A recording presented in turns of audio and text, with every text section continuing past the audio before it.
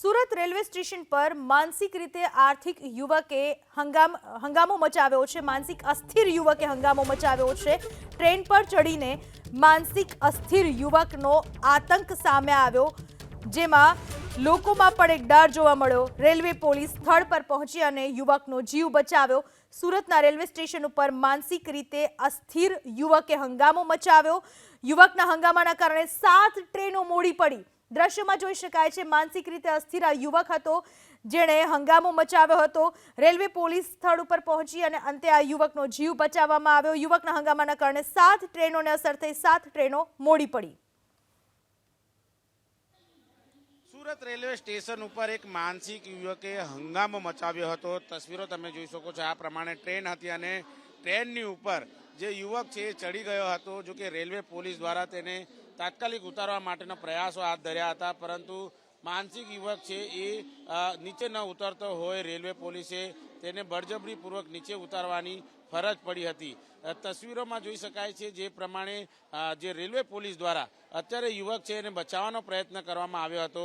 જોકે તેને બચાવ કામગીરી કરવામાં આવતી હતી ત્યારે તે ઇલેક્ટ્રિક વાયરને અડવા માટેની કોશિશ કરતો હતો, ત્યારે ટ્રેન પર ચડીને આ યુવકે આતંક મચાવ્યો હતો। જોકે ઇલેક્ટ્રિક વાયર પકડીને મોતને ભેટવાનો પ્રયાસ પણ આ યુવક છે કરી રહ્યો હતો, ત્યારે રેલવે પોલીસે યુવકનો જીવ બચાવ્યો છે અને હંગામાને લઈને 7 જેટલી ટ્રેનો છે મોડી પડી છે। 9:18 માનસિક યુવક ટ્રેન પર ચડ્યો હતો ત્યારે તાત્કાલિક ધોરણે ઇલેક્ટ્રિક સપ્લાય છે એ 9:23 બંધ કરવામાં આવ્યો હતો અને 10 વાગ્યા સુધી આ માનસિક યુવક છે તેણે હંગામો મચાવ્યો હતો। ત્યારે Jaipur superfast, MEMU, double taker, Tejas express, Humsafar express, Sayaji Nagari અને ડિલક્સ એક્સપ્રેસ આ તમામ જે ટ્રેનો છે એ અત્યારે જે ડિલે થઈ છે અને 45 જેટલી મિનિટ સુધી જે લેટ થઈ હતી। આપણી સાથે રેલવેના સભ્યો ઉપસ્થિત છે। શું ઘટના બની હતી, કઈ રીતની હકીકત? આજે સવારે એક 80 મગજનો વ્યક્તિ ટ્રેનના ડીઝલ એન્જિન પર ચડી ગયો હતો, એને કારણે મોટેભાગની ટ્રેનો અડધો કલાકથી વધુ સમય લેટ હતી। મને જેવા જાણ થતાં મેં આરપીએફને જાણ કરીને આરપીએફના સમય સૂચનાના કારણે એ વ્યક્તિનો જીવ પણ બચ્યો છે અને 80 મગજનો યુવાન છે એ ભૂતકાળમાં આર્મીમાં નોકરી કર્યો હોવાનું જણાવ્યું હતું। બિલકુલ જોઈ શકાય છે અત્યારે યુવકનો જીવ બચાવી લેવાયો છે અને તેની મેડિકલ તપાસ કરવા માટે લઈ જવાયો છે। કેમેરામેન રાકેશ પાનવાલા સાથે ધનરાજ બાગલે, એબીપી અસ્મિતા, સુરત। તો સુરતની આ ઘટના છે જ્યાં રેલવે સ્ટેશન ઉપર એક માનસિક અસ્થિર યુવક ટ્રેન ઉપર ચડી ગયો હતો અને હંગામો મચાવ્યો હતો, જેના કારણે 7 ટ્રેનોને અસર પહોંચી હતી, 7 ટ્રેનો મોડી પડી હતી। एक जो आदमी उसको आप क्या कह सकते हैं, दिमाग से सही नहीं था, ऐसे हमारी जो शंटिंग इंजन है उसके ऊपर चढ़ गया।